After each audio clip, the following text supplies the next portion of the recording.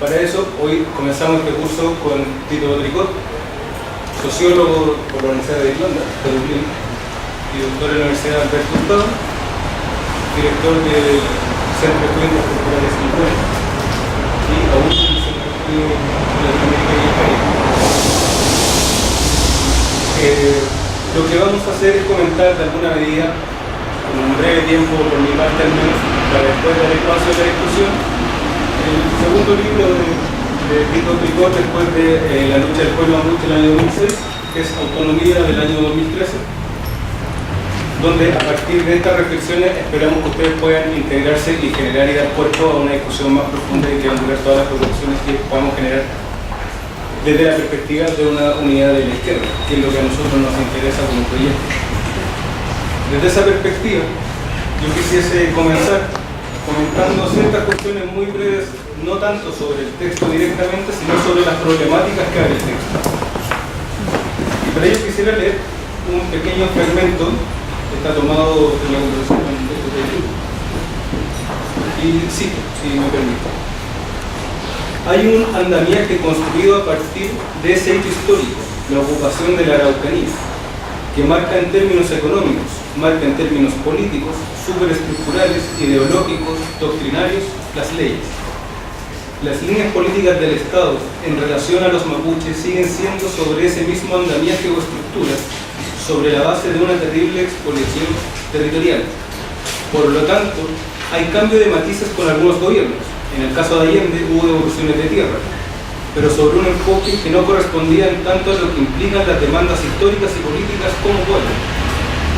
Después, con el periodo de la dictadura, se profundiza el tema de la explotación y la desestructuración de nuestro mundo mapuche. Obviamente por la defensa de intereses que había detrás. Y con el periodo de la concertación hay un cambio de matiz, pero no es profundo. No hay un reconocimiento de las demandas históricas de nuestro pueblo en relación a territorio y autonomía. ¿Por qué me gustaría comenzar un comentario y comenzar la discusión con este fragmento? Porque desde nuestra perspectiva de proyecto de unidad izquierda siempre ha sido una preocupación en nuestras discusiones cómo vincularnos con el pueblo mapuche en general. Dentro de quienes pueden reflejar ciertos hitos de vinculación directo del pueblo mapuche con la izquierda, por cierto que está la figura de Canguilef.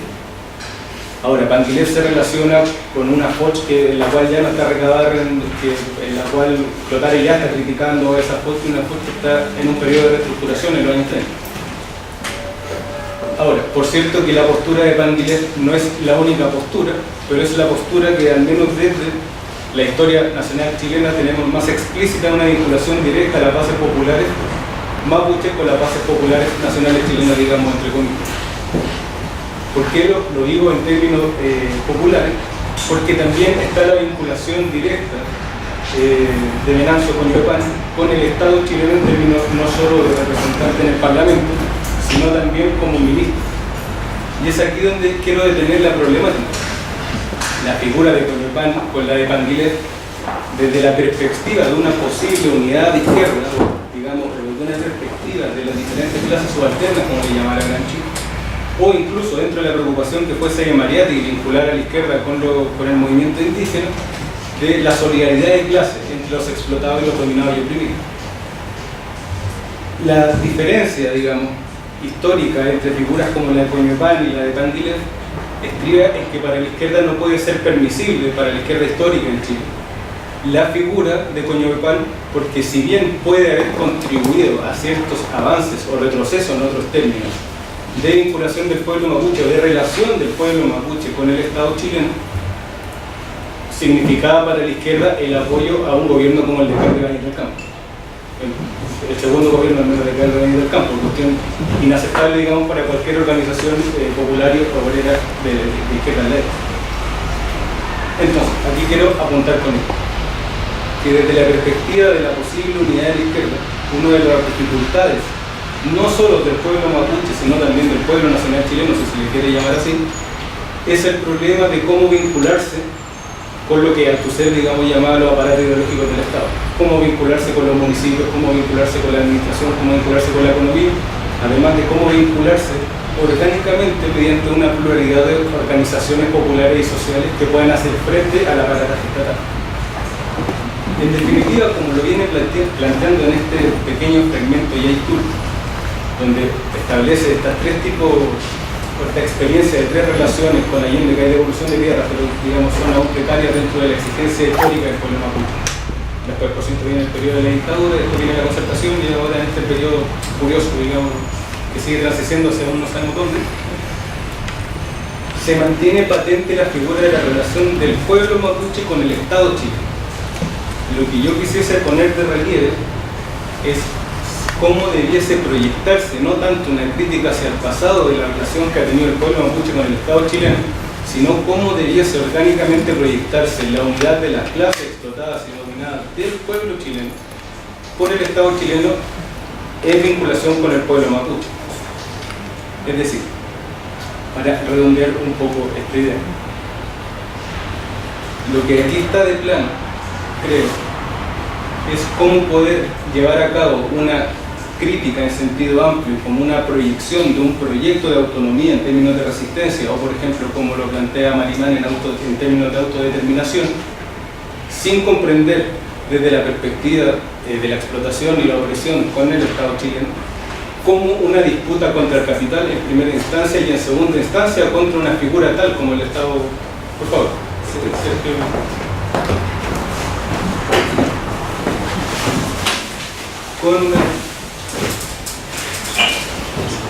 cómo vincular esa disputa, cómo vincular el horizonte de la organización social y popular de base anticapitalista con la organización popular de base en relación al Estado chileno.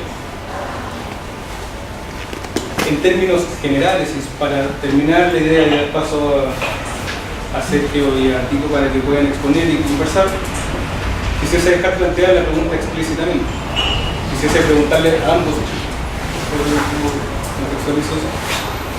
¿cómo es posible desde la perspectiva de la organización del pueblo y del mundo mapuche un proyecto de autodeterminación o de autonomía que no sea explícitamente anticapitalista? ¿Cómo es posible un proyecto de autonomía y autodeterminación que no dispute para trascender los límites del aparataje ideológico del Estado chileno? ¿Cómo es posible esa autonomía y esa autodeterminación sin una unificación de base de los movimientos sociales y populares que permita el afianzamiento de resistencia en términos de autonomía frente a los posibles vuelcos que tengan apariciones del control? Esa es la pregunta que queremos dejar planteada desde, repito, la perspectiva de una posible unidad de las organizaciones populares y sociales, tanto mapuches como chilenas, si se quiere hacer la invitación. Más allá de eso, dejo la palabra.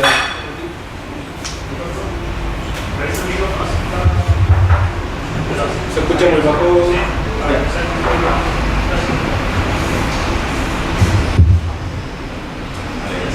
¿Se escucha bien ahí? ¿No? ¿Ahí sí? Bueno, en primer lugar, muchas gracias a Ángelo y a la Universidad Popular por esta invitación. Y antes de comenzar esta exposición, quisiera rendir un segundo de homenaje a Rodrigo Melinao, asesinado hace unos días en el territorio mapuche. Y como ustedes saben, no es el primero.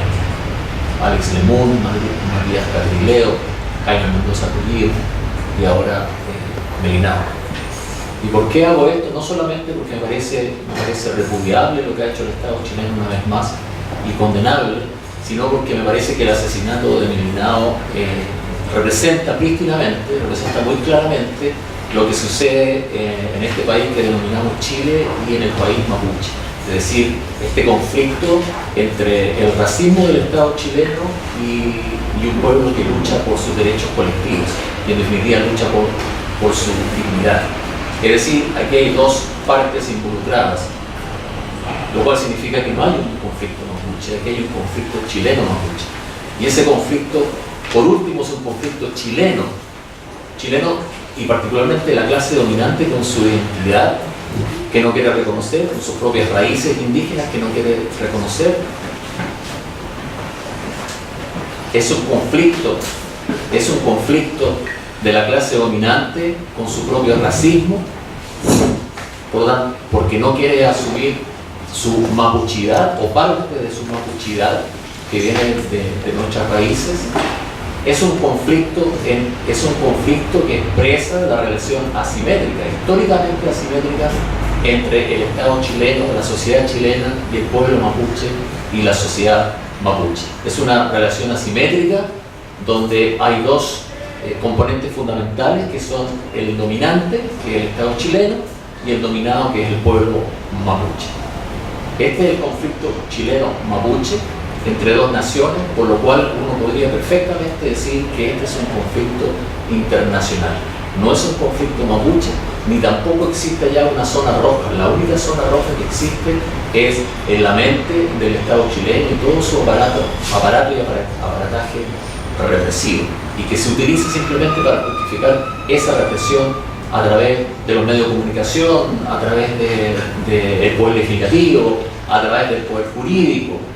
Todos esos componentes articulados para poder reprimir aquella paradoja de la imposición del modelo neoliberal. Se impone el modelo neoliberal y la paradoja es el resurgimiento del movimiento mapuche. Es decir, ese es uno de los efectos, una de las consecuencias no deseadas de la imposición del modelo neoliberal, particularmente desde la dictadura en adelante. Entonces tenemos este conflicto chileno, que en definitiva es el conflicto entre el poder dominante y el contrapoder mapuche. Y si hablamos de poder, entonces estamos hablando de varios componentes articuladores, como son el económico, el político, el ideológico, el cultural, el identitario. Ese es el conflicto que existe hoy día. No solamente un conflicto que tiene que ver con la pobreza, con la marginación, con la exclusión, como generalmente dice el Estado chileno. Y como argumenta eso, entonces las soluciones que encuentra son soluciones para paliar supuestamente esa pobreza, esa exclusión, esa marginación. Y lo hace ¿cómo? A través del emprendimiento, que es lo que está haciendo el gobierno en estos momentos. Microempresarios, mini empresarios, nanoempresarios mapuche para salir de la pobreza. O sea, no se dan cuenta que el problema no es la pobreza, sino que es un problema político. O se dan cuenta que es un problema político, como se dan cuenta, reprimen entonces al pueblo mapuche, reprimen al movimiento mapuche. Entonces, esta relación de poder contra poder, económico, político, ideológico, entre otros, hay que tomarlo en cuenta. ¿Por qué? Porque no podemos circunscribir el conflicto chileno-mapuche a ninguno de estos elementos aislados. Es un conjunto de elementos que conforman este cuadro o este contexto que son fundamentales para poder entender el mal llamado conflicto mapuche y el mal llamado problema mapuche. ¿Y qué es lo que pasa aquí? ¿Cómo lo contextualizamos históricamente y más claramente y más limitadamente? En tres momentos históricos que en realidad también están interrelacionados, que son la dictadura, el proceso transicional y la democracia. Esta democracia descafeinada que poco tiene de democracia, ¿no? Que podría denominarse también una democradura según algunos, incluido yo. Entonces tenemos la dictadura que sienta las bases de lo que es el modelo neoliberal, y que hay que entender eso porque eso fue particularmente dramático para el pueblo mapuche. Tenemos el proceso transicional que promete al pueblo mapuche y a los pueblos originarios en general, promete cambiar su situación y no lo hace. Y tenemos finalmente esta democracia que tenemos hoy día, este sistema político que tenemos hoy día, limitado, que no solamente no le hace promesas ni no cumple las promesas, sino que además lo reprime ferozmente. Es decir, los asesinados, los comuneros mapuches asesinados, son jóvenes asesinados con un disparo en la cabeza o por la espalda, fueron asesinados por la Concertación, no por los españoles, no por la dictadura. Estos tres jóvenes por la Concertación y el otro ahora Melinao, el último, bajo este gobierno de derecha. Eso hay que tomar en cuenta, ¿no? Y después me detengo ahí solamente mencionando la dictadura, el proceso transicional y posteriormente la democracia, para que después podamos conversar, ¿no? y explicitar más qué significa todo esto. Pero este conflicto chileno-mapuche, esta relación asimétrica, tiene momentos de de latencia, momentos más patentes, y es un conflicto que en momentos históricos se agudiza, se acentúa. Y este momento que estamos viviendo ahora, es decir, fines del siglo XX, principio del siglo XXI, es uno de esos momentos de agudeza del conflicto chileno-mapuche.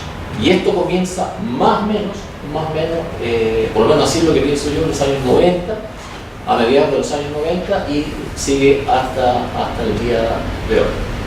Y una tesis fundamental o central que yo quiero plantear aquí, para que después lo vamos a discutir, es que este movimiento, el movimiento autonomista mapuche actual, surgiría el año 97 en Lumaco. Y déjeme explicarle bien por qué, pero además puntualizar lo siguiente. Obviamente ningún proceso histórico se da por completo, se despliega por completo, ni en un mes, ni en un día. Porque son procesos, y son procesos históricos, que están hilados, están interrelacionados. Pero me parece que Lumaco, lo que sucedió en Lumaco, simboliza lo que puede ser el comienzo de lo que uno también podría denominar el nuevo movimiento mapuche. Ahora, no todo el mundo está de acuerdo con esta conceptualización del tema. La mayoría de los mapuches no está de acuerdo con esto tampoco. Pero al menos una tesis que a mí me parece interesante de discutir. Ahora, ¿por qué Lumaco? ¿Por qué planteo yo de que ahí se podría datar este denominado nuevo movimiento mapuche autonomista? Primero, diciendo que la demanda autonomista no es solamente del año 90 en adelante, ha existido en otra época de desarrollo del movimiento mapuche. Y es sabido que ya en los años 30 algún dirigente del movimiento mapuche planteó la necesidad histórica de implementar una república indígena, una república mapuche. O sea, que no solamente era la autonomía, sino la independencia total, ¿no? Pero ¿por qué yo planteo que desde Lumaco en adelante? Porque si bien es cierto, ha habido demandas autonomistas previas, me parece que es solamente a partir de Lumaco que la demanda autonomista comienza a posicionarse en el seno del pueblo mapuche, y particularmente en el seno del movimiento mapuche, como la demanda central. Es decir, nunca antes se había posicionado de esta manera. O sea, es decir, dicho de otra manera más simple, nunca antes el movimiento mapuche y sector importante del movimiento mapuche había comenzado a hablar y a practicar tanto la demanda autonómica. Por eso yo creo que es importante el Lumaco. ¿Y cómo se puede resumir o sintetizar lo que sucedió en Lumaco? En Lumaco sucedieron dos cosas que son vitales para entender toda la problemática autonómica. Uno, la recuperación de dos fundos, de dos predios, Pililmaco y Pichiloccoyal, y la quema de dos camiones de la Forestal Bosques Árabes. No es la primera vez que se toman predios. Sí es la primera vez, en esa época, en el año 97, sí es la primera vez que se quemaban camiones de una Forestal. Ahora, ¿cuál es la relevancia de esto? Yo digo recuperación, no porque lo diga yo, sino que es porque lo plantean ellos. Y hay una gran diferencia entre toma de un predio y recuperación de un predio. ¿Y cuál es la diferencia? Que hasta el momento las demandas generales eran por tierra. Es decir, eran demandas bien de tipo económico. Cuando tú hablas de recuperación, estás hablando no solamente de recuperación de tierra, sino que de recuperación de territorio. Es una recuperación territorial, por lo tanto es política. Ahí hay una diferencia fundamental.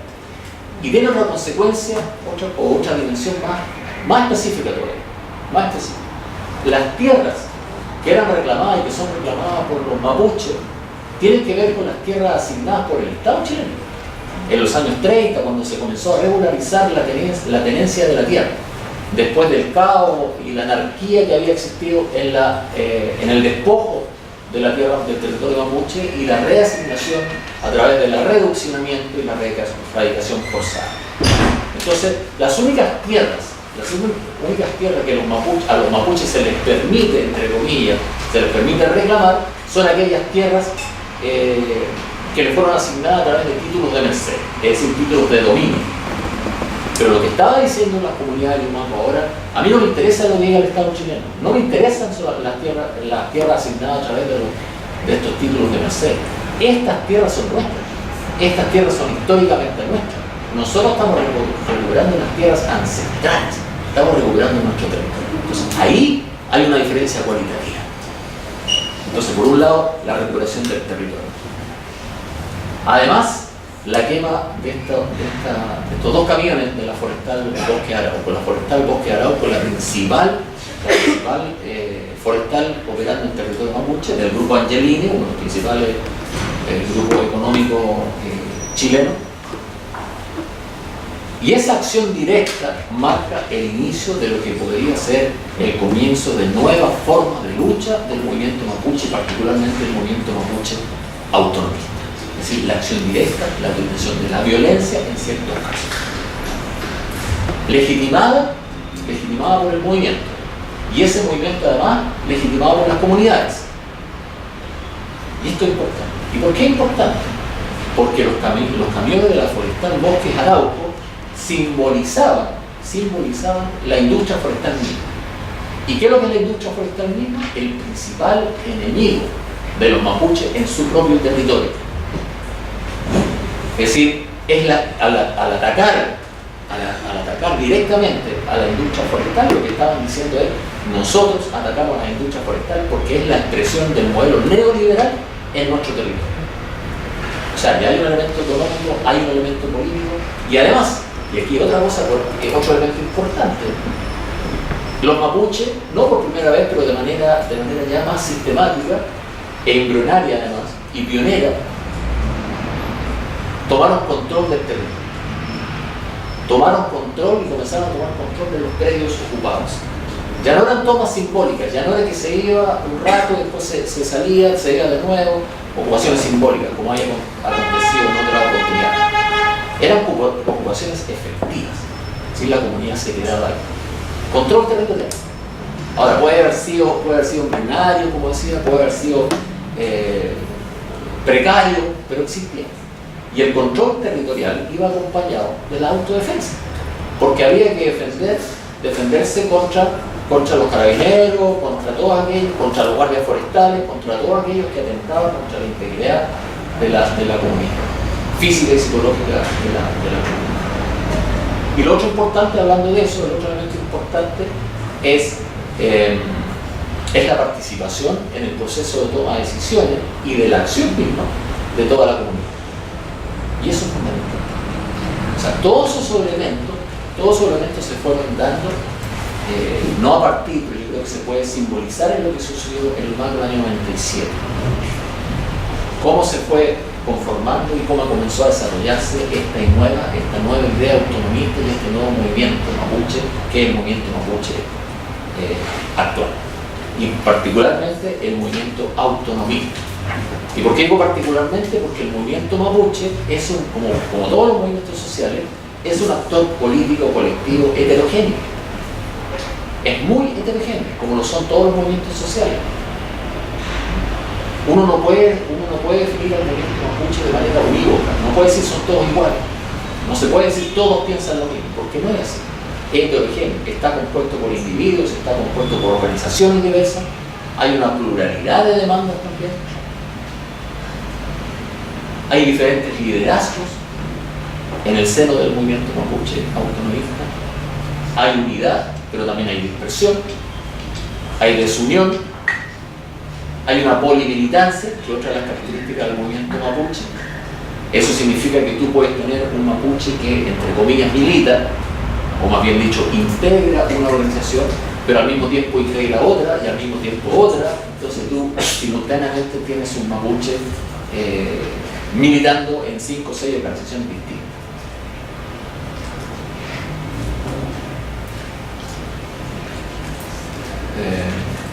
¿Qué les parece? La polimilitancia. Entonces yo tengo amigos, por ejemplo, amigos mapuche, que pertenecen, no sé, por ejemplo, son dirigentes de una radio mapuche, pero al mismo tiempo son miembros de la entidad territorial, no sé, de Nache, pero al mismo tiempo son miembros del Parlamento de Coscos. O sea, esa es la idea de la polimilitancia. ¿Y por qué digo esto? Porque muchas veces me han preguntado, bueno, pero ¿cuántos son los integrantes del movimiento mapuche? ¿Cuántos son? Y yo creo que es muy difícil saber cuántos son, por eso mismo, por el tema de la polimilitancia. es muy difícil, ¿ya? Entonces el movimiento mapuche, insisto, como actor colectivo heterogéneo, tiene la multimilitancia o polimilitancia, es rural, pero al mismo tiempo también es urbano, ¿no? Y yo creo que una de las cosas que los une es la autonomía, es la demanda autonomista. Esa es una de las pocas cosas que los unifica.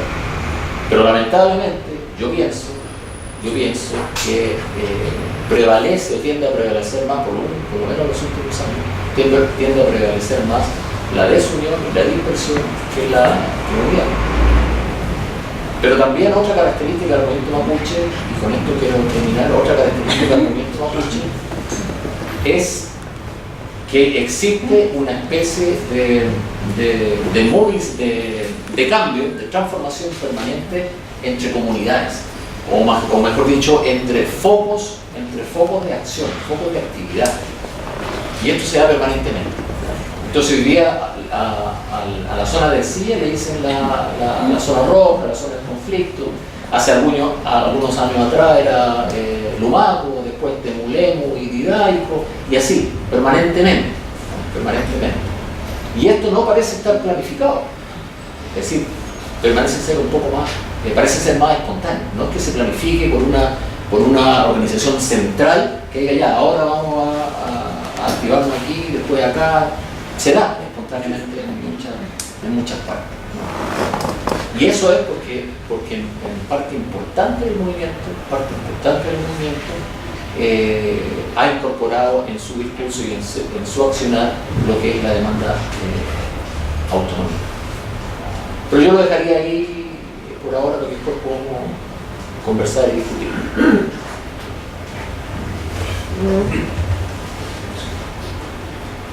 Gracias.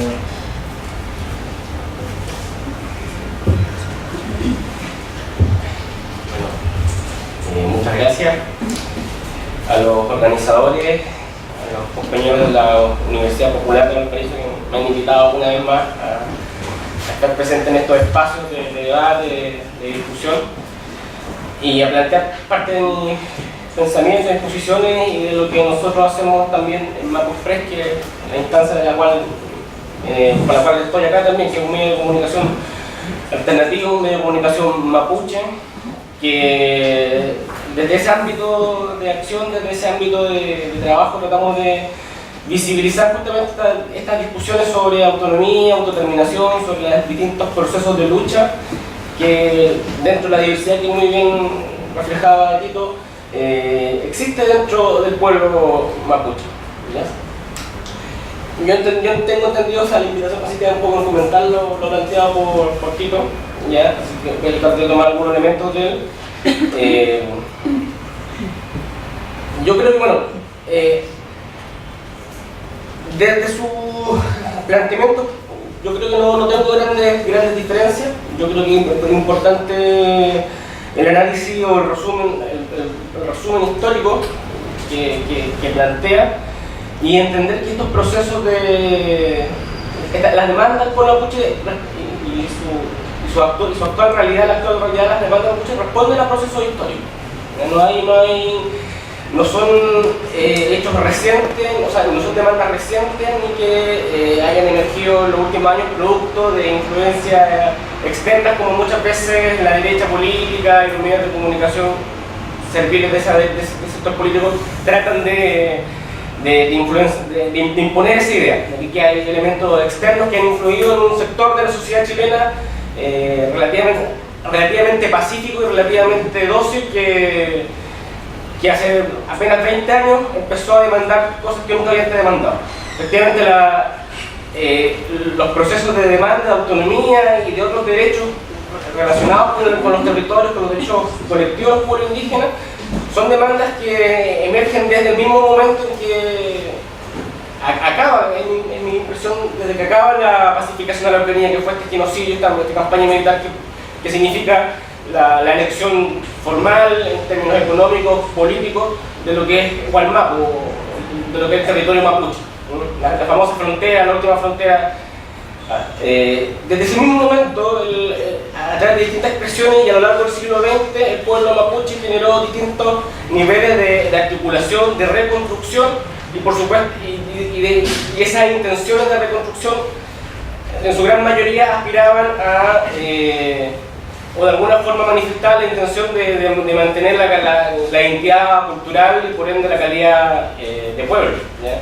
Durante todo el siglo XX hubieron una serie de políticas asimilacionistas que fracasaron en su intento de transformar o de convencer a los mapuches de que no éramos más mapuches sino que simplemente chilenos pobres, ¿ya? Y efectivamente todo ese bajo histórico decanta de alguna forma en una serie de hitos a principios de la década del 90, fin del siglo XIX. Entre uno, efectivamente, uno de los más emblemáticos es lo que también se dijo en la prensa oficial, el levantamiento de Lumaco, ¿no? Efectivamente, ese hecho significaron portada y análisis y una serie de políticas públicas del 90 hasta la fecha, ¿ya? Yo a ese análisis o al hito que le suma Tito, yo creo que hay que agregarle varios elementos más. Primero, el contexto internacional. Los pueblos indígenas,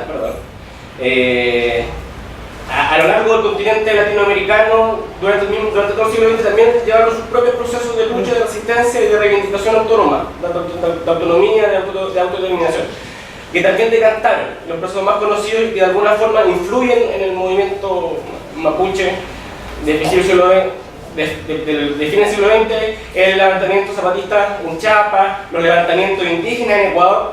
Varios presidentes cayeron después de varias marchas históricas de los movimientos del pueblo indígena en Ecuador. Lo mismo ocurrió en Bolivia. Además, durante la década del 80, con activa participación de militantes de la causa mapuche que habían salido al exilio, se empiezan a hacer una serie de discusiones en los foros internacionales de Naciones Unidas, donde emergen estos instrumentos internacionales como el Convenio 169, donde se reconoce por primera vez la calidad de pueblos a los indígenas. Dejan de ser etnias, grupos minoritarios, minorías, y jurídicamente pasan a ser pueblos, ¿ya? Y eso es producto de una serie de discusiones en las que influyeron importantes líderes indígenas, dentro de los cuales tuvimos presencia de indígenas mapuche. ¿Ya? Y eso decanta en un instrumento de reconocimiento como el Convenio 169, que hasta el día de hoy le causa terror y rechazo y espanto a los grupos económicos, a los inversionistas y al mismo Estado. Entonces, efectivamente, esos elementos permiten la generación o el surgimiento quizás con más potencia del discurso autónomo mapuche.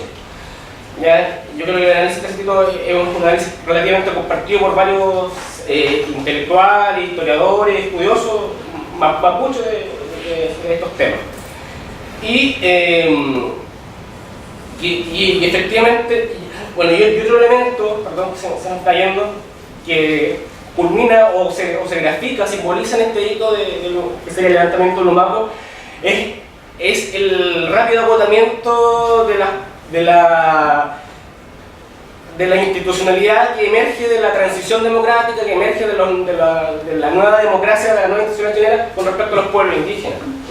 Gran parte del movimiento indígena, el movimiento mapuche, que participó de la resistencia a la dictadura, confiaron su esperanza en los gobiernos democráticos.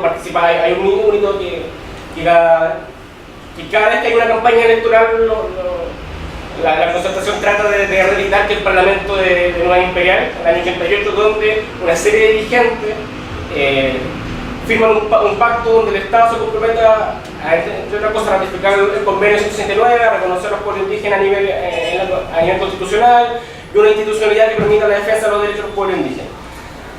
Esas promesas muy mezquinamente se empiezan a implementar en el primer año de democracia, y obviamente esas promesas no se cumplieron a cabalidad y en forma satisfactoria de la demanda de los pueblos indígenas. Y uno de los temas donde empezó a hacer rápidamente agua fue justamente en el tema de tierra, en la demanda territorial. La institucionalidad que se implementó no daba abasto a la cantidad de demanda y no daba hasta el día de hoy a la cantidad de demanda de comunidades que quieren recuperar territorio, y como también señalaba bien, Tito, y eso, hasta el día de hoy la gran mayoría de las demandas, o las primeras demandas de tierras por parte de comunidades indígenas corresponden a demandas por tierras que después de la pacificación de la Araucanía fueron asignadas por el Estado a las comunidades con títulos, los títulos de merced, los títulos de propiedad a favor de las comunidades, que después, durante todo el siglo XX, con el aval del Estado, con la complicidad de las autoridades del Estado, fueron usurpados por la difundista y por un montón de otros grupos empresariales que hoy día explican la conformación de la propiedad agraria y principalmente forestal en territorio mapuche. Las comunidades solamente depositaron sus esperanzas para que esta institucionalidad le respondiera con algo básico, que es la recuperación del territorio usurpado, reconocido por el Estado. Y esa institucionalidad no dio abasto. Rápidamente empezó a fracasar, no existían los recursos suficientes y no existían tampoco, y no existen todavía las políticas públicas que permitan cumplir esta mínima demanda. ¿Ya? Efectivamente, esto empezó a hacer crisis y provoca la radicalización de sectores del pueblo mapuche.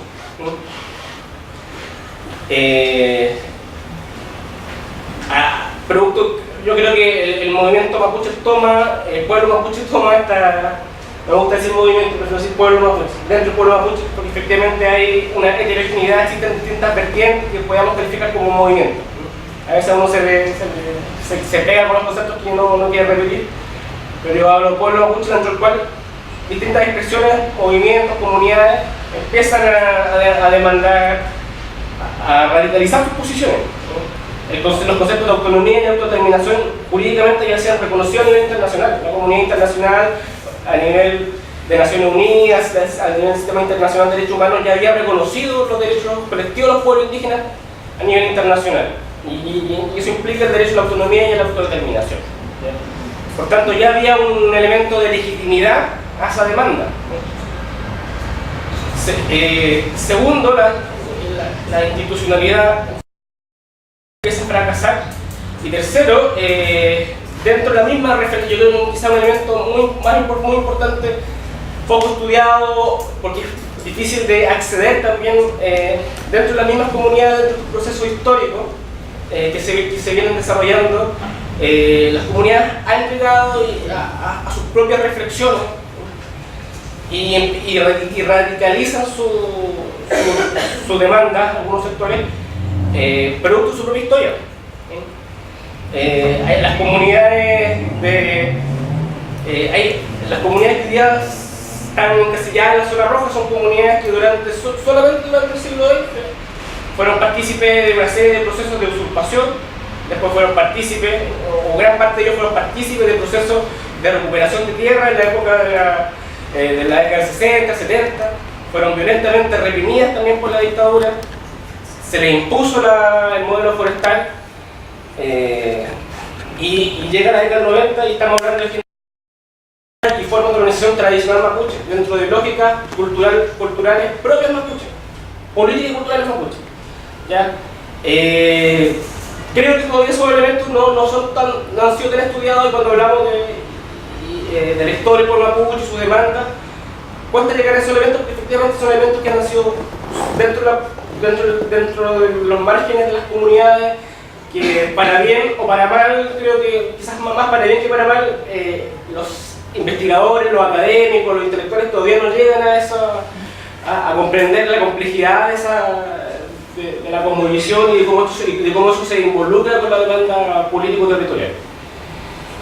Entonces, ya para cerrar y para ir redondeando, creo que existe efectivamente hoy día un movimiento autonomista mapuche que es diverso y que se explica por una serie de procesos históricos.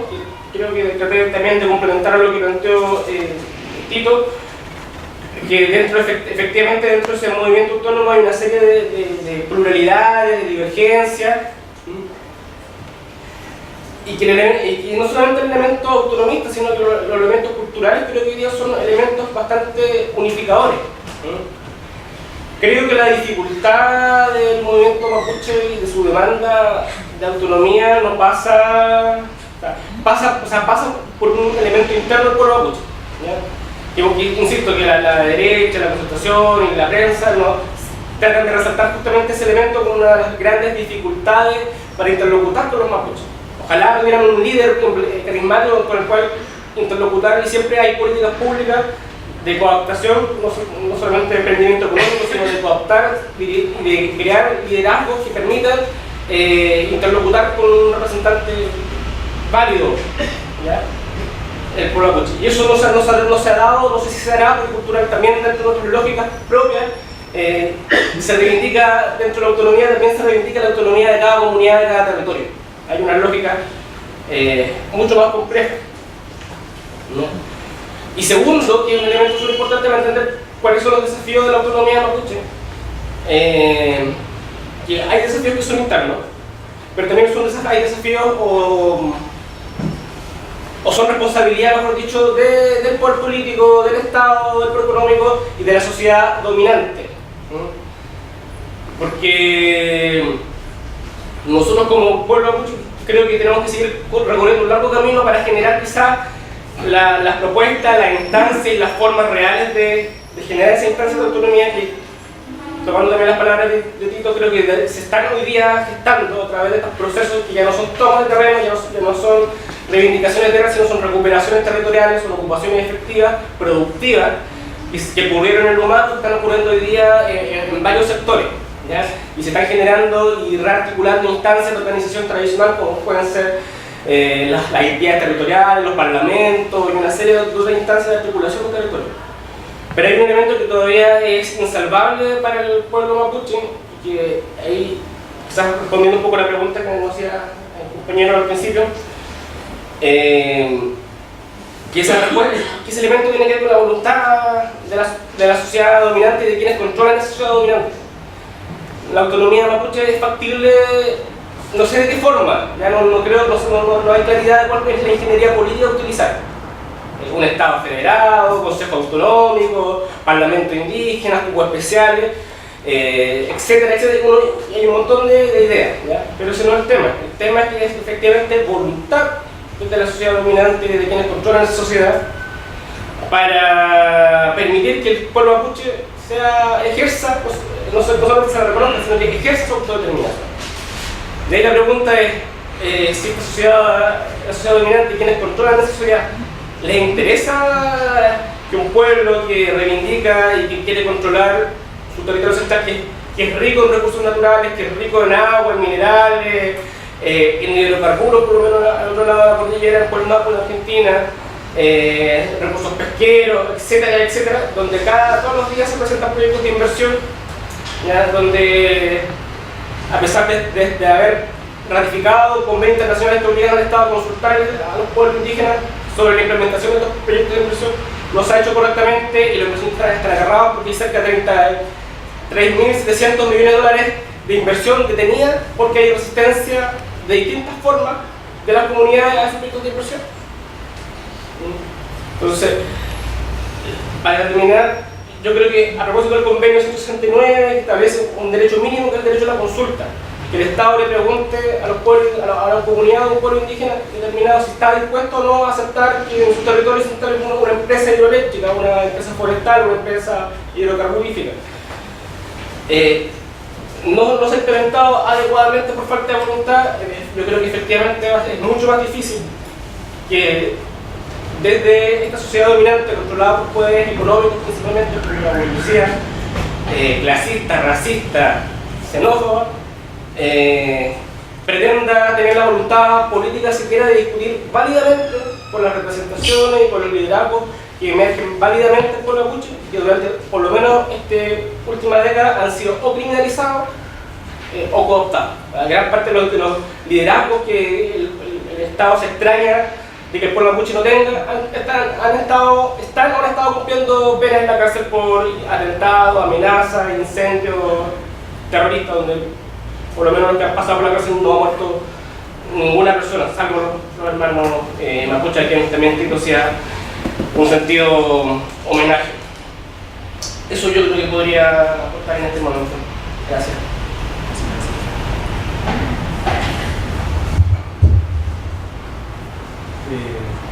La idea es que todas sus dudas, críticas, observaciones, comentarios puedan ser desplegados en este momento. Tenemos una media hora para poder discutir con escrito los temas que han planteado y las preocupaciones que han querido desarrollar. La palabra es toda vuestra. Matías.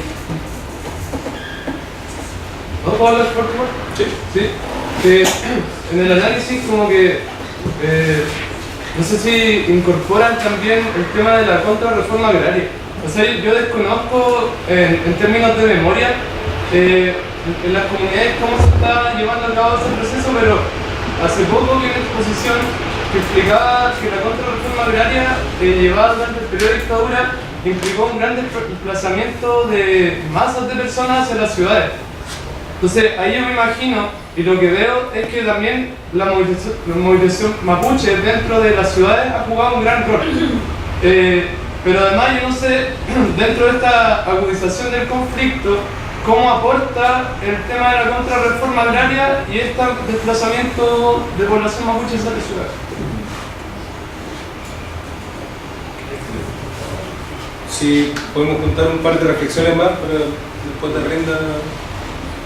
Sí, ya que voy a tratar el mismo periodo, que es el periodo de dictadura, yo quería saber, pues claro, me llama la atención este resurgimiento del movimiento mapuche a la luz de la opinión pública a partir de del proceso de transición y saber un poco más sobre cuál fue la situación dentro de la dictadura, si hubo una especie de entibiamiento o si bien también hubo una represión como se reprimió a cualquier otro ciudadano que tuviese una idea política distinta, pero que también fue ocultada a la luz pública.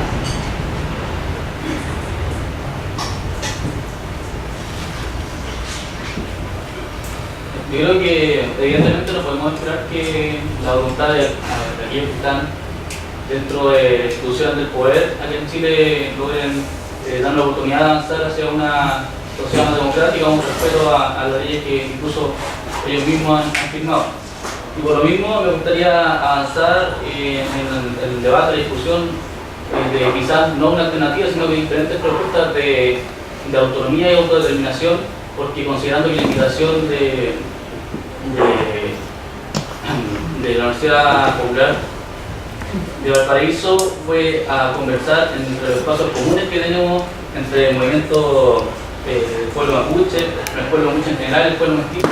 Creo que sería bueno reconocer la historia, pero además considerando que el espacio que tenemos y la sociedad, o sea, cómo ha avanzado últimamente, analizar estas diferentes alternativas que se están debatiendo dentro del mismo pueblo mapuche. Me gustaría conocerlas, así que ustedes tienen más información sobre eso, de autonomía. Vamos con estas tres intervenciones primero. Comenzamos contigo, que está aquí haciendo la primera observación. De la contrarreforma.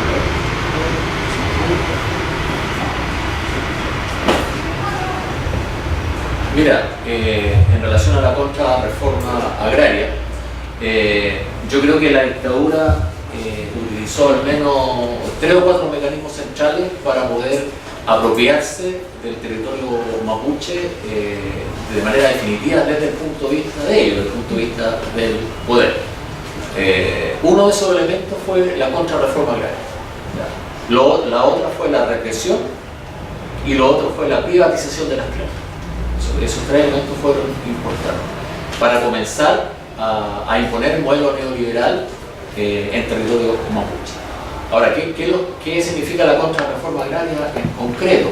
Durante el gobierno de la Unidad Popular se dictó una nueva ley, una nueva ley indígena de 1972, que hasta ese momento era la ley indígena más progresista, pero aunque fuese más progresista, tampoco reconocía a los mapuches como un pueblo nacional. O sea, se les seguía considerando como chilenos y a lo más como campesinos pobres o campesinos marginados.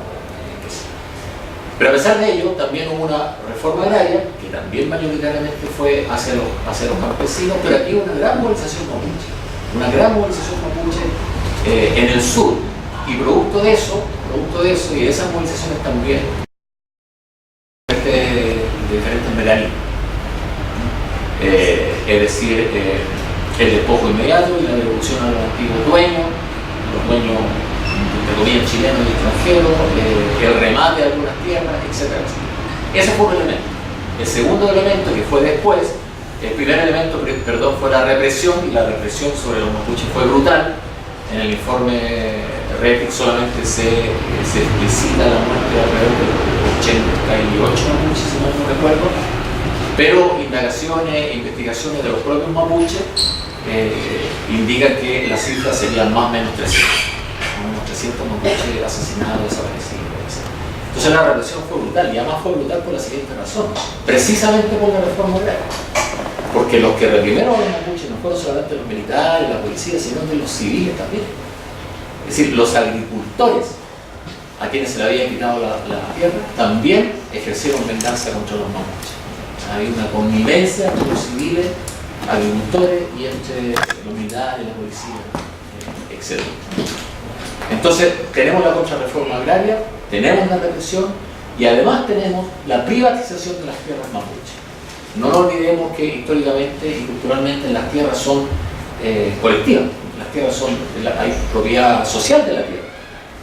Y en el año 78, más o menos, la dictadura dice, bueno, hay que regularizar las tierras, pero regularizar significa simplemente privatizarlas. Entonces se le ordenó a través de esta ley, que no era ley, era un decreto ley, porque no había parlamento tampoco, sino que el poder legislativo lo ejercía la Junta Militar.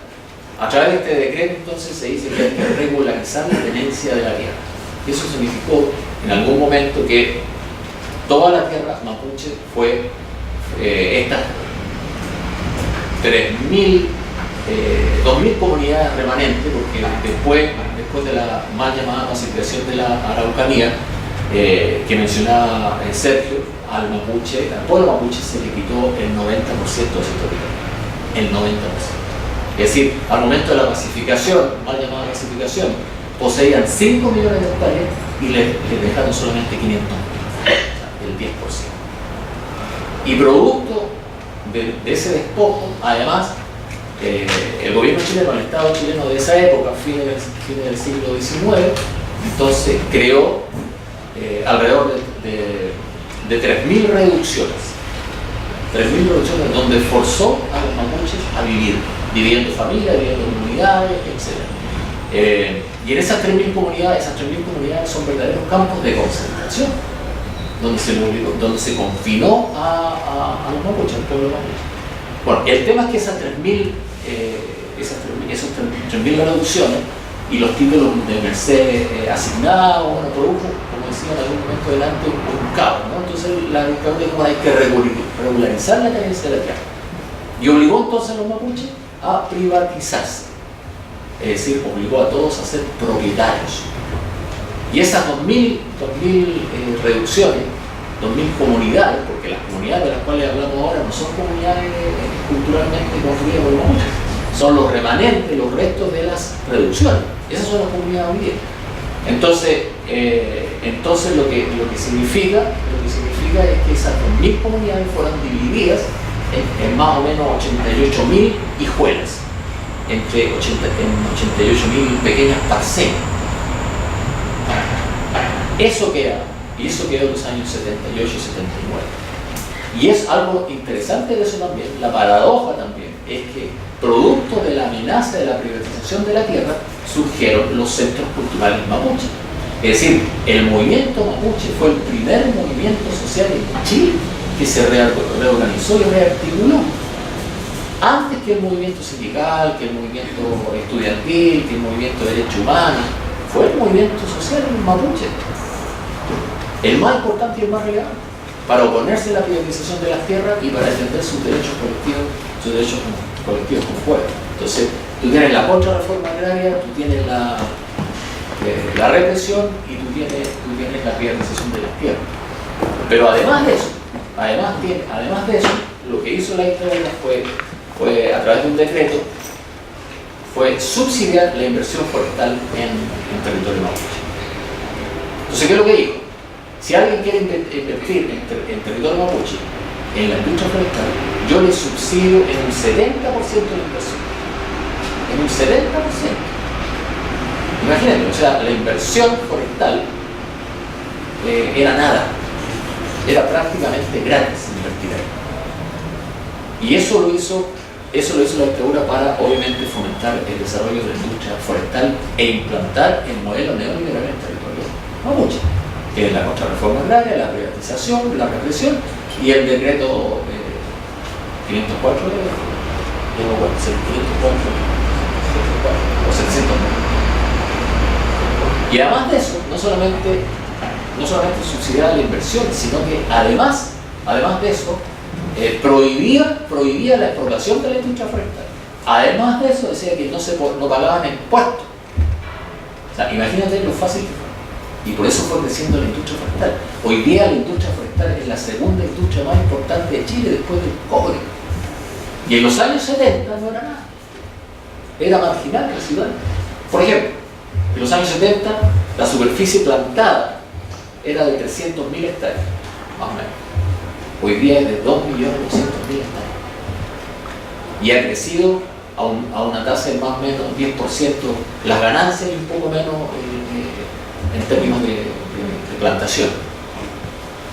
Bueno, y todo esto, para que preguntara en relación a la migración o a la emigración, obviamente fue afectando porque la gente se fue quedando sin tierra. Y mientras menos tierra tenía, menos posibilidad tenía de subsistencia. Entonces mucha gente fue emigrando a las ciudades. Además que se produjo otro fenómeno. Como era propiedad colectiva y aquí había familia extendida, ¿no? Es decir, los padres viviendo con los abuelos, con los nietos, los sobrinos, etcétera, etcétera. Cuando se achica esta tierra, cuando se le reduce el espacio, ya no tienen dónde vivir, entonces tienen que irse a las ciudades, ¿no? Y no es la primera vez que emigra el pueblo mapuche, o sea, el pueblo mapuche viene emigrando desde los años 30 en adelante, ¿no? En diferentes olas migratorias. Por lo tanto, en los años 70, 80, simplemente otra de estas olas migratorias forzadas, además, forzadas, ¿no? Entonces, un solo ejemplo, para terminar, y para que Sergio pueda hablar, un solo ejemplo de cómo ha crecido la industria forestal. Y lo que desmiente además esta idea del terrorismo mapuche.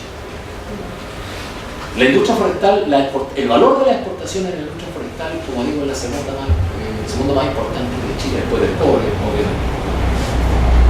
El año 97, el año cuando sucedieron los eventos de Luma, el valor de las exportaciones era alrededor de 1.300 millones de dólares, más o menos, ¿no?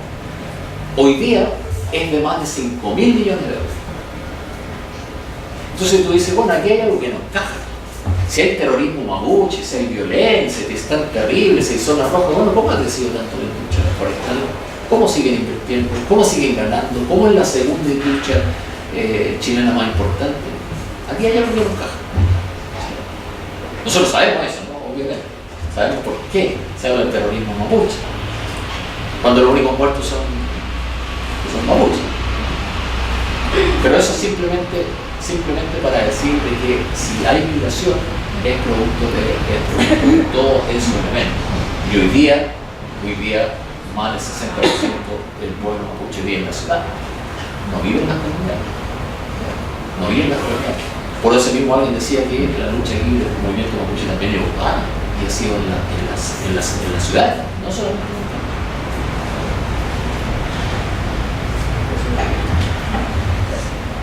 El decreto ley 701, el que mencionaba, es el número correcto, y una herencia de la dictadura. Y bueno, la industria forestal no nace sino que hace el apoyo de la dictadura en los términos que vienen climáticos, y que, solo como dato, que ese decreto ley 701 tenía fecha de vencimiento a mediados del 96, el gobierno de Frey lo prorrogó nuevamente, después el gobierno Lago lo volvió a prorrogar, y hoy día está en discusión con su urgencia en el Parlamento una nueva prórroga de esta decreto ley.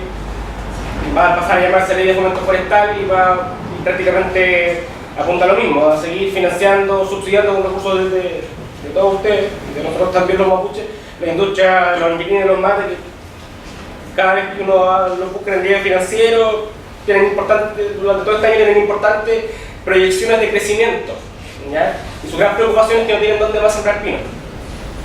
Y una de las cosas que va a hacer el decreto ley, esta nueva ley de fomento forestal que se está aprobando, es la entrega de subsidios a pequeños propietarios o sea, pequeñas comunidades, o sea, pequeños propietarios campesinos chilenos y pequeños propietarios mapuches, para que ellos planten en sus hijuelas pinos para que después la industria forestal con el subsidio estatal los pueda comprar. ¿Ya? Y efectivamente hay a propósito de este proceso de migración que seguramente se acentúan claramente a través de los procesos de reforma agraria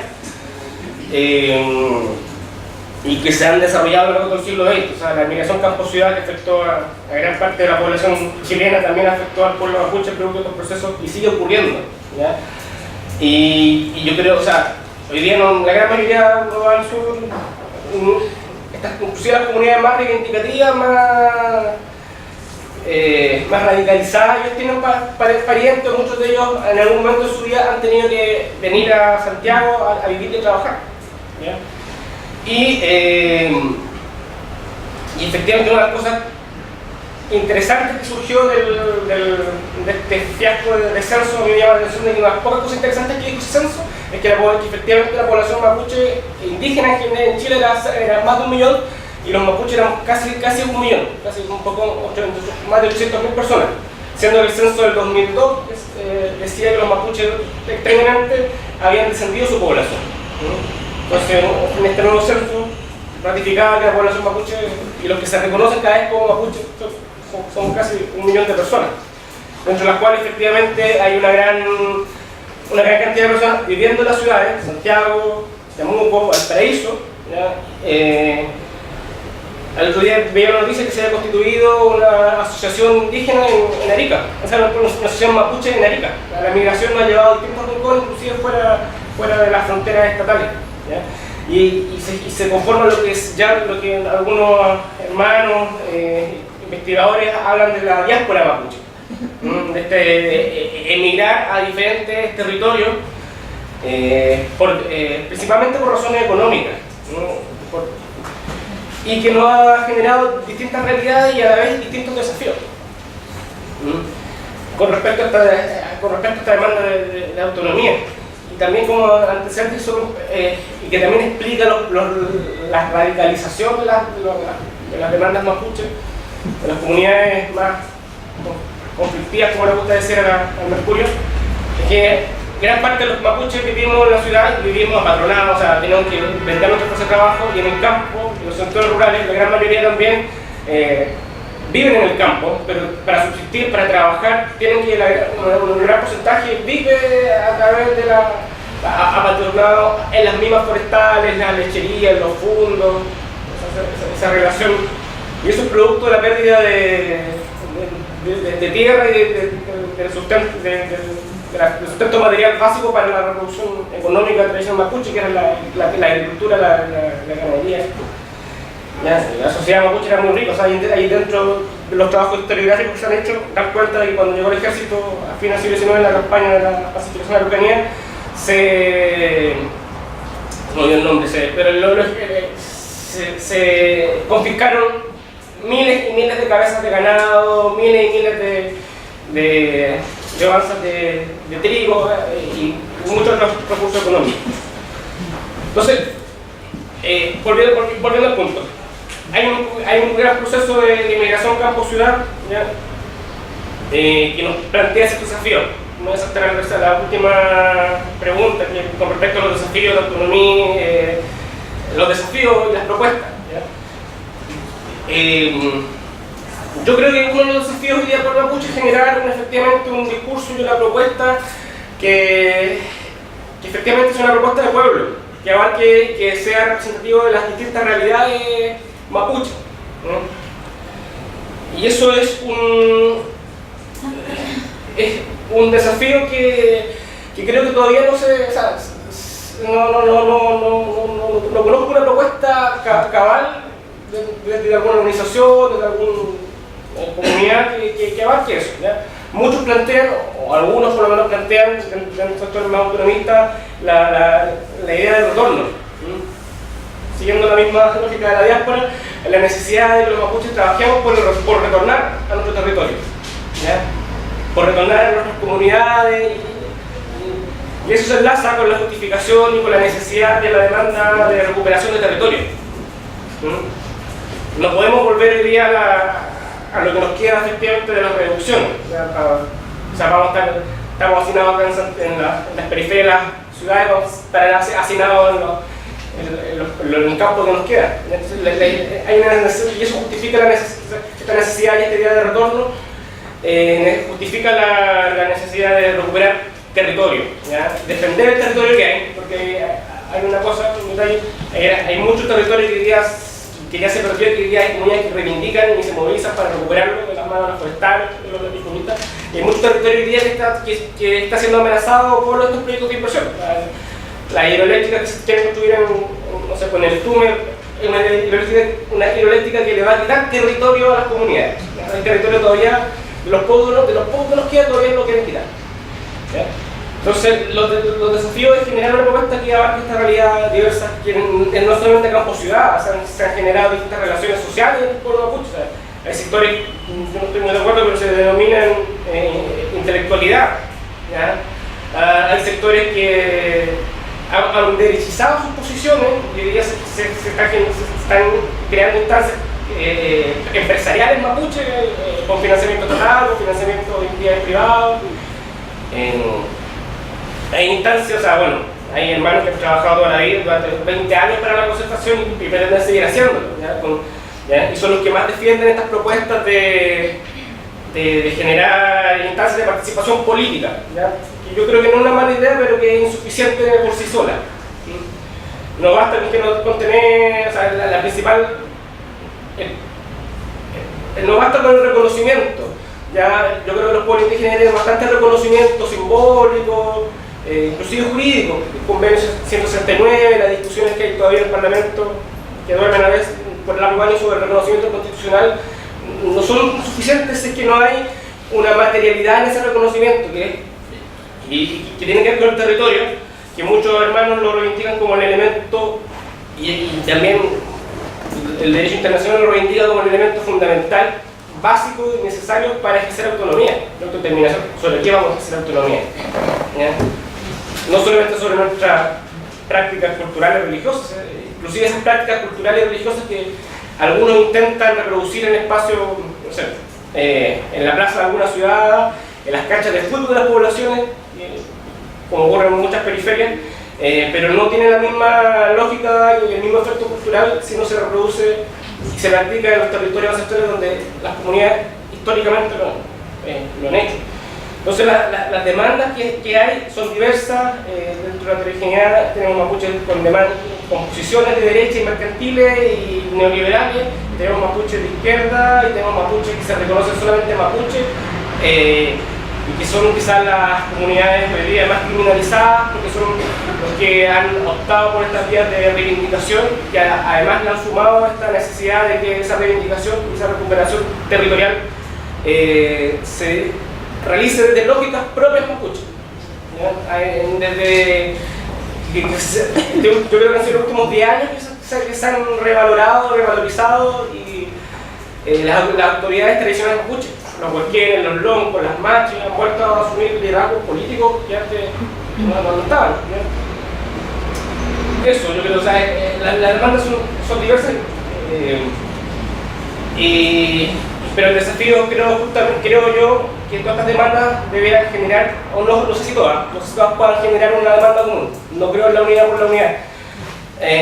Ya no se trata de generar creo yo, un Estado, en mi posición política, un Estado mapuche donde se reproduzcan las mismas desigualdades y que sean los mapuches los dueños de las forestales, los mapuches los que aprueben los proyectos de inversión para los inversionistas extranjeros. ¿Ya? Entonces yo creo que esa autonomía tiene que, esas propuestas están en gestación, en una lenta gestación. Ya, no es imposible, es necesaria, pero sería soberbio pretender yo dar o definir cada una de esas propuestas, porque dentro de cada opción hay diferentes matices y realidades que ellas hacen que se desconfigure. Eso. Se desconfigure, ¿qué es eso? Mira, en relación a lo que... En relación a lo que tú planteas, parece, en relación a la propuesta autonomista y a lo que está planteando Sergio, mira, hay hay muchas propuestas, tal como dice, hay una diversidad de propuestas de diferentes tipos, pero yo creo que hay tres que es interesante para conocerlas, que son de diferentes organizaciones, lo cual refleja también la heterogeneidad del movimiento mapuche. Una de ellas, por ejemplo, es la de la identidad territorial lafkenche, es decir, los mapuches de la costa. Ellos tienen una propuesta autonómica que viene ya del año 1998, o sea, de hace mucho tiempo. Yo creo que ellos fueron los primeros que elaboraron un documento más sistemático, muy claramente estructurado sobre su demanda autonómica. Ahora, ¿cuál es la característica? Que ellos definen muy claramente el territorio donde ellos quieren ejercer soberanía, donde quieren ejercer la autonomía, que son alrededor, si mal no recuerdo, alrededor de 50 comunidades en ese territorio. O sea, para ellos, ese territorio, así se expresa la autonomía para ellos. ¿Ya? Entonces la crítica es que ellos no están planteando una demanda nacionalitaria mapuche, sino que es simplemente una demanda más bien regional mapuche, una demanda local mapuche. Esa es la crítica que se le hace. Pero esa es su propuesta. Otra propuesta, por ejemplo, es que es agenciada básicamente por el Consejo de todas las Tierras, pero también por otras organizaciones, que plantea una institucionalidad paralela a la institucionalidad chilena. Es decir, más o menos para ilustrar, si tú tienes un parlamento chileno, bueno, un parlamento mapuche; si tú tienes un gobierno regional chileno, bueno, un gobierno regional mapuche, más o menos. Y algunos también le agregan, bueno, ciertas cuotas en el parlamento chileno, por ejemplo.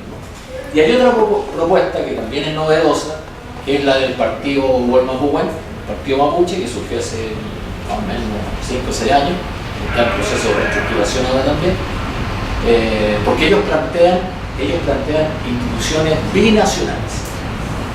Es decir, ellos dicen, bueno, nosotros tenemos que dar cuenta de que la población en territorio mapuche hoy día no es solamente mapuche, al contrario, es mayoritariamente chilena.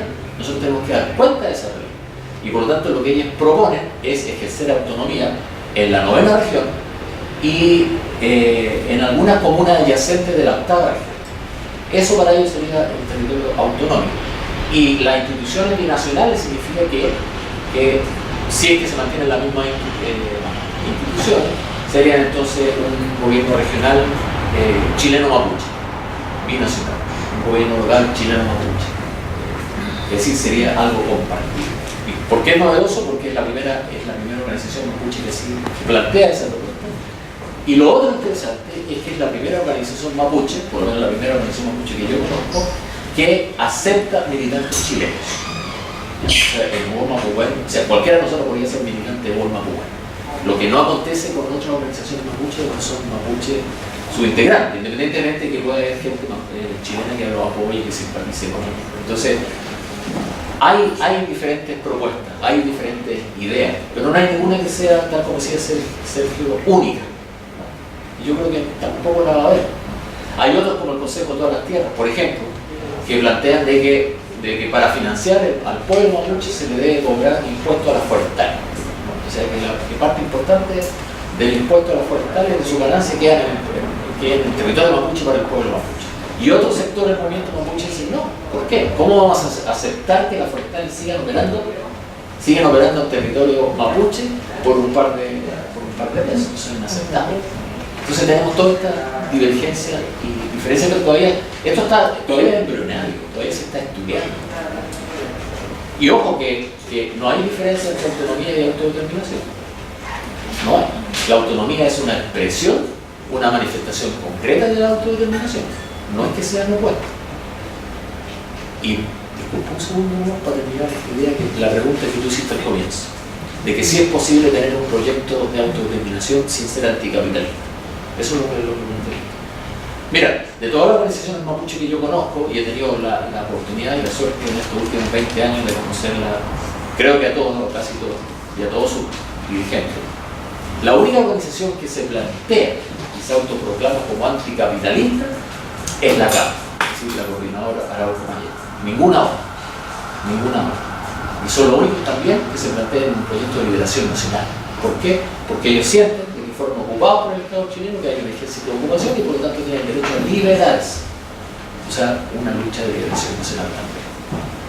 La otra organización no plantea pronóstica de violencia.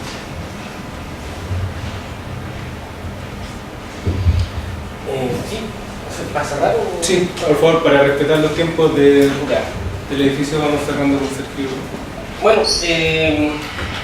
efectivamente, o sea, yo creo que va a ser una mejor exposición de algunas de las distintas expresiones políticas mapuche que hoy día existentes, hoy día relativamente fácil de identificar, que todas tienen sus cuestionamientos, sus pros, sus contras. Yo sí creo que lo que plantea al final respecto de la CAM, si yo lo comparto, efectivamente así, o sea, así fue, así emergió, con ese discurso emergió la CAM, una organización que ha pasado por distintos procesos, ha sido fuertemente criminalizada y ha sufrido también distintas divisiones, sanciones, pero yo creo que, por ejemplo, otro hermano que también hace un análisis histórico del discurso autonomista mapuche, parte hablando de que hay toda una evolución, o sea, sin el aporte del Consejo de las Tierras, Juan Wilcamán, el pueblo mapuche no estaría hablando de autonomía, ni de autodeterminación, ni de tierra, con el aporte de esa organización y su discurso. Hoy día la gran mayoría del pueblo mapuche habla de territorio y de autonomía. Y luego con la coordinadora Arus Comañeco, otra organización, obviamente entre distintas organizaciones, comunidades, siempre hay vínculos, pero no necesariamente lineal, no es algo lineal, se aportan elementos a la discusión más, y al debate y al discurso político mapuche, junto con la autonomía, la autodeterminación, la recuperación del territorio, se incorpora ya en forma más develada y explícita el anticapitalismo y el discurso de liberación nacional. Yo creo que hoy día quizás no hay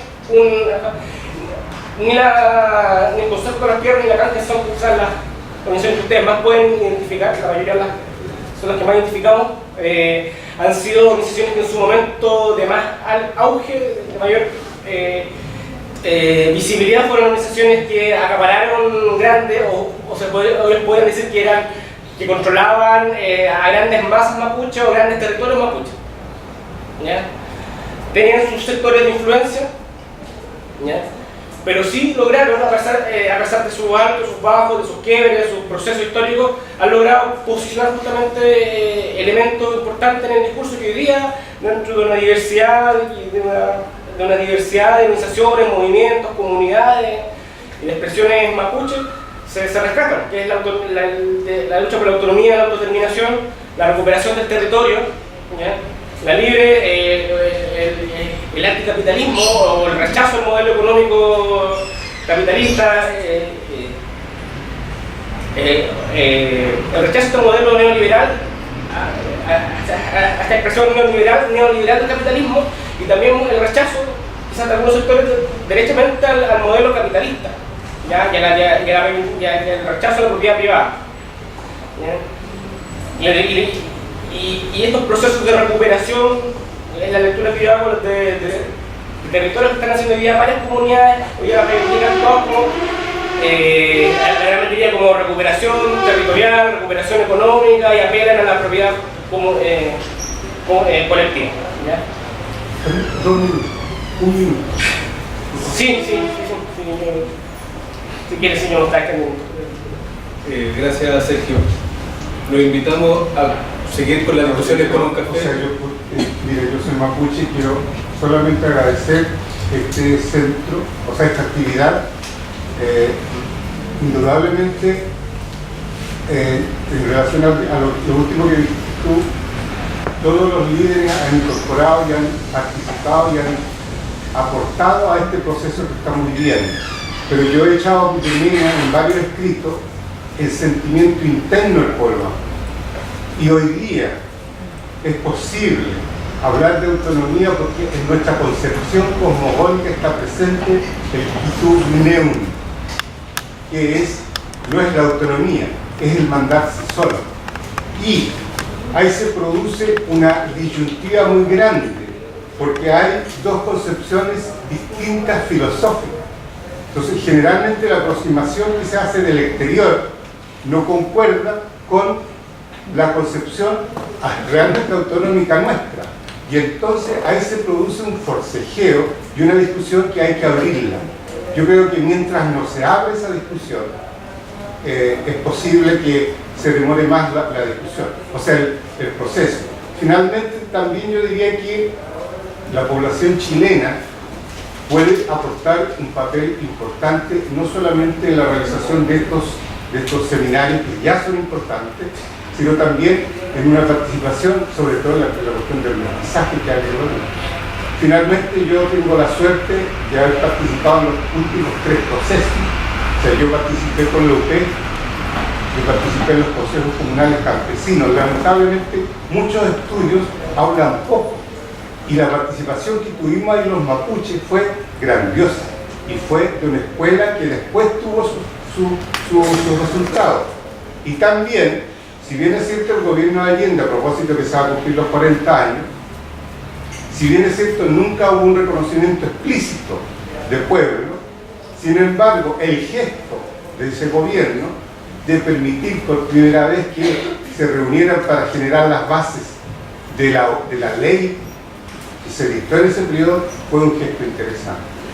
Y termino diciendo que en el proceso, a propósito de la contrarreforma, si bien es cierto hay un proceso económico galopante y aplastante de la dictadura, no hay que reconocer la participación mapuche, porque desde el 79 que surgen los consejos de los centros comunales, centros culturales mapuche, posteriormente surge ARMAP, y ARMAP es una de las organizaciones, yo participé de ella, es una de las organizaciones que logra vincular desde Santiago a Chiloé. Y un elemento que no se ha dicho, que en ese minuto, cuando hay esa gran participación, empezaron muchos estudios de separar los distintos pueblos en Picunche, Mapuche, etcétera, etcétera. Otro capítulo no discutido. Bueno, por si quieren seguir conversando en el café, en realidad yo puedo estar. Por favor, gracias por la intervención, pero por respeto a los auxiliares les pedimos seguir en el café. Muchas gracias por la asistencia, gracias a todos, gracias a todos. Nos dejamos invitados el próximo miércoles a compartir con Felipe Puridil y María Vulcano. Muchas gracias.